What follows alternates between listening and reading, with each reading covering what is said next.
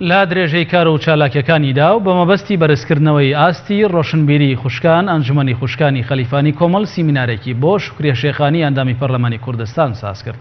لە کۆڕەکەدا شێخانی هەوڵ و ماندووبوونی خوشکانی کۆمەڵی لە خەلیفان بەرز نرخاند لە بەرەو پێشبردننی کاری ئیسلامی و ڕۆشنبیرکردنی خوشکان لە ناوچەکەدا.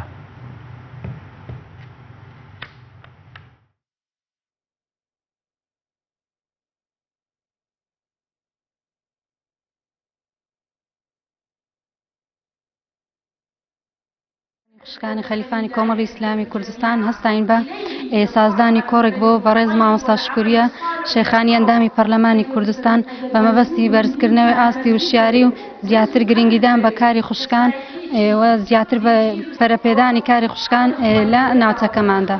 هەست بە خۆشحاڵێکی زۆر دەکەین کە ئەمڕۆ خۆمان لە خزمەت ئەنجومەنی خوشکانی خەلیفان دەبینینەوە. لە ڕاستیدا دیارە ئەو ئەنجومەنێکی چاڵاکە ئێمەیان بانکیش کردووە بۆی کۆڕێکیان بۆ بجێڕین لە پێنا و هاندانیان و هەروها زیاتر ئیستیقامەبوونیان لەسەر خزمەتکردنی ئاینی پیرۆزی ئیسلام و هۆشیارکردنەوەی خەڵکی ئەم دەڤەرە.